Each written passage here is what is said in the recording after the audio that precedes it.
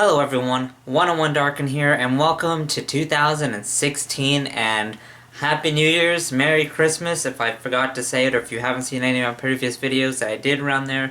I mostly did a live streaming, and I haven't been able to save any of those live streams. In the future, that'll all be changing, but today we're going to be looking at consoles, and more specifically the portable ones. I mean, in this day and age, we're always arguing over which console's better, the PlayStation 4, the Xbox One, the Wii U. I'm just kidding. No offense, Nintendo. Like, I love you guys. I'm a fan of Zelda, as you can see. I like the Metroid games. I'm a huge fan of all the games you put out.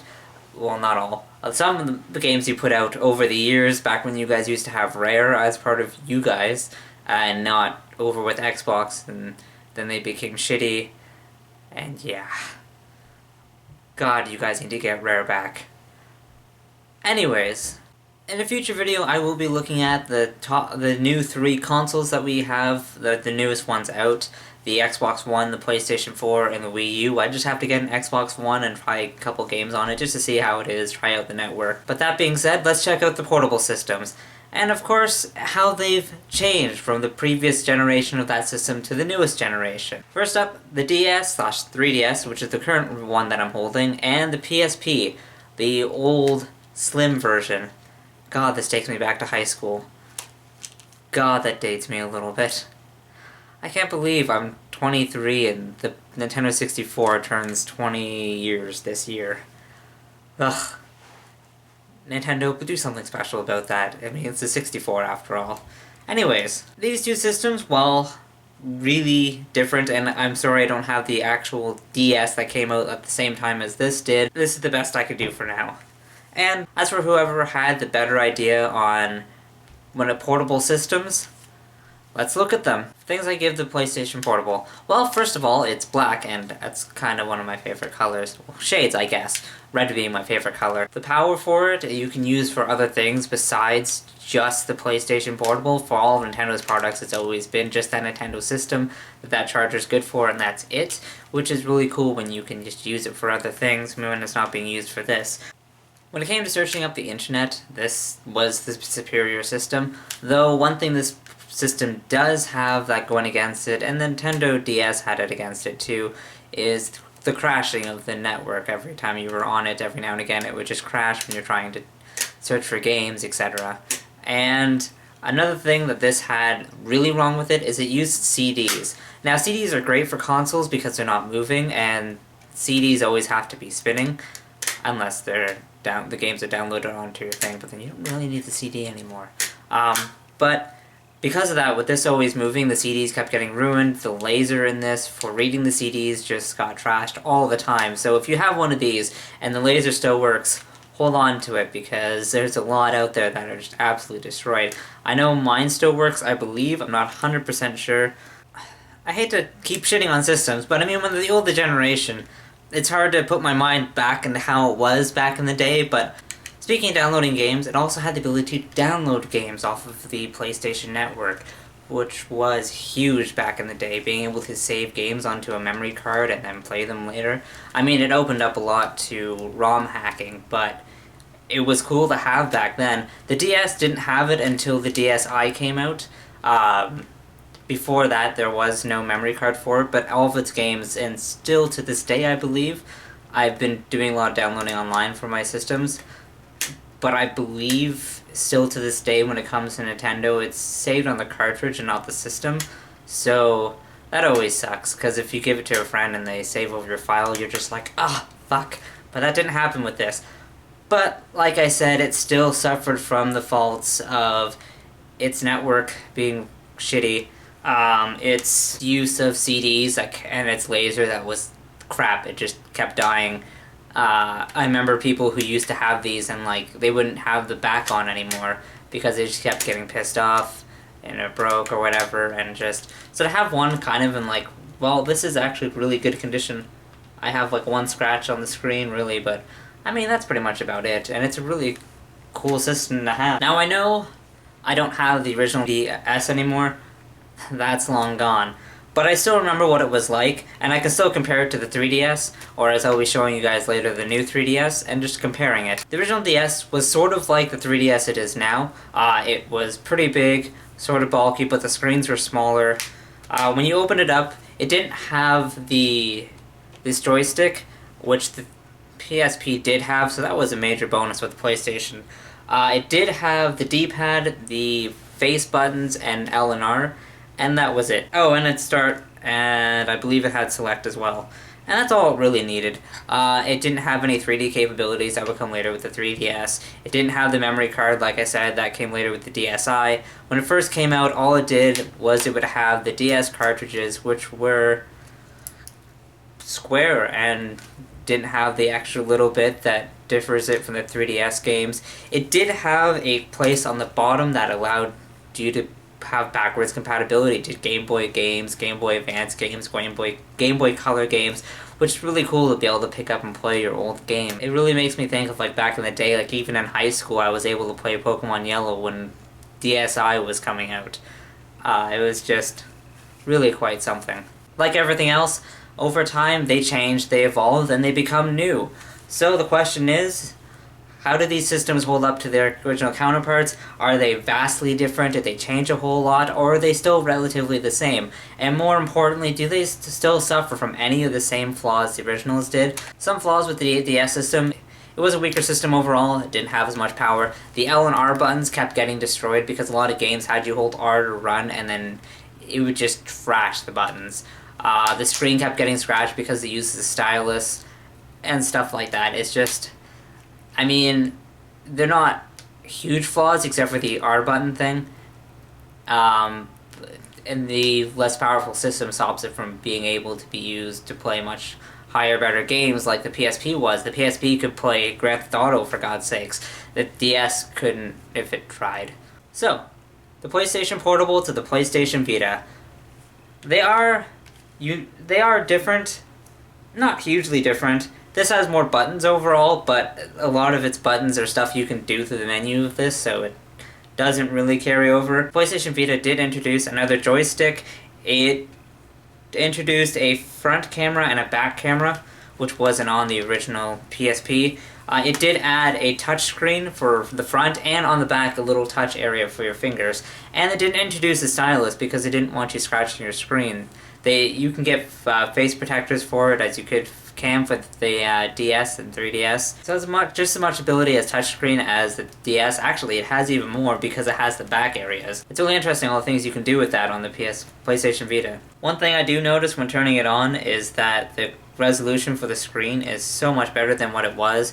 The memory cards, it uses a different memory card than the PlayStation Portable, which I can understand wanting to change that, but one thing I can't stress enough is how annoying the PlayStation Vita's memory card is. It's more expensive than any other memory card like it, even though like 16 gigabytes you're paying like $30-40 when you can get 16 gig flash drives and SD cards for like $10. Or even 32 gigabytes. It's insane the amount of money you're playing, and you can't use an SD card like you can for practically anything else that's portable nowadays, even the Nintendo 3DS, which is so bothersome, and I don't understand it, and it really frustrates me because it's such a basic thing, and it's, quite frankly, it's one of the things that's killing it over here. Another problem I've noticed with the PlayStation Vita since I started using it is its network isn't any better than what it is. A little better than what it was, but not by much. I do tend to have it end up crashing a lot when trying to explore the PlayStation Store, because it sucks. Like, you'd be going to download a new game or to check out some games you previously downloaded, your history and that, and it would just say, oh, there was an error.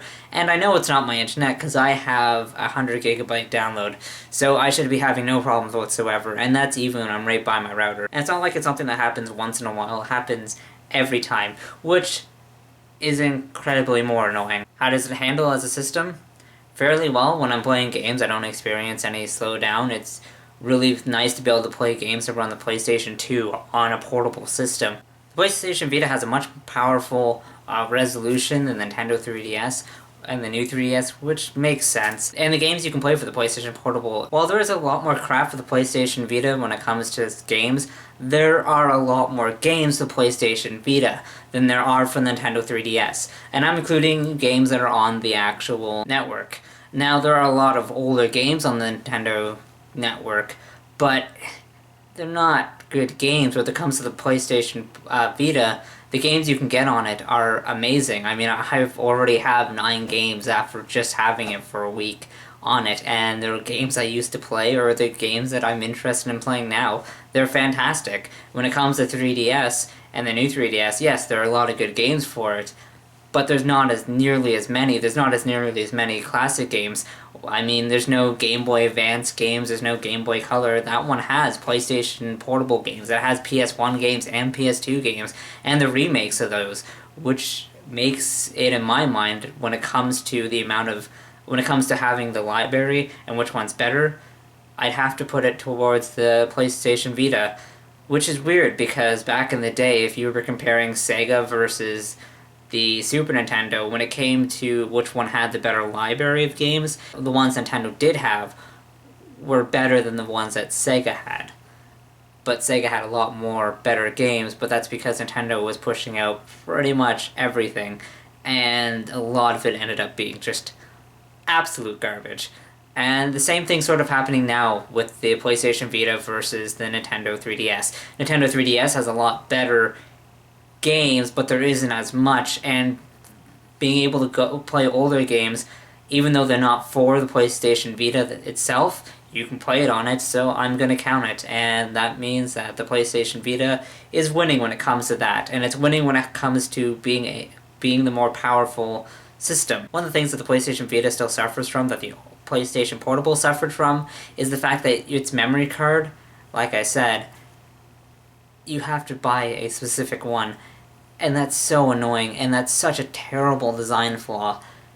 If you recognize a pattern, Nintendo does stuff, and then other companies borrow the idea, or steal the idea, and then improve on it. When it came to the Nintendo Nunchucks, the PlayStation decided to have its thing, and the Xbox decided to do the Kinect. And when it comes to which one of those are better, it's clearly the PlayStation's, then the Kinect, and then the Nintendo Nunchucks. When Motion Plus came out, that really improved it a lot. Then Kinect became like the worst of the three. PlayStation still had the better one, and then it came to Nintendo's Motion Plus out of those three. But we're not talking about the main systems right now. We're talking about the portable ones. When it comes to Nintendo, the new 3DS, which I have here, improvements over the 3DS, which is the most fair to compare it to. The Wi-Fi is a lot better on it. I find it's a lot more stable. They added 2 more buttons, the L and R button, and they added another joystick, which the PS Vita, I believe, in my opinion, the PlayStation Vita is superior when it comes to having these 2 buttons. Yes, it doesn't have as many buttons as the Nintendo does, but the joysticks just feel a lot more comfortable on this.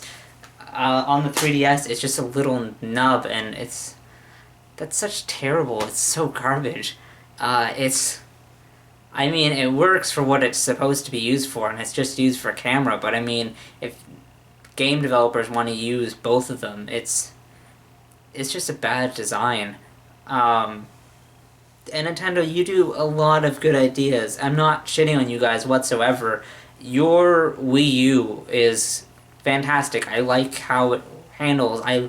Even though it's really big, having a second screen here for my map or for my items, and having the main gameplay on the TV, or being able to switch that if someone wants to watch the TV, that's a fantastic idea. You guys keep coming up with ideas and keep working them, and you guys are doing amazing.